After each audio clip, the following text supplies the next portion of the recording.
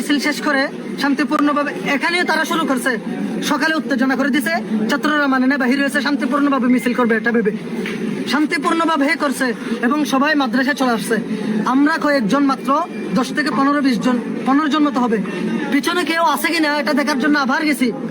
যাওয়ার পর যখন আসতেছি আমরা ঠিক এমত অবস্থায় এই যে চতুর্মুখী রাস্তাটা আছে ওখানের মধ্যে দাঁড়িয়ে আমাদের সামনে আমাদের উপর আঙ্গুল তুলে এভাবে আমাদেরকে স্লোগান দিয়ে বলতেছে ভুয়া ভুয়া।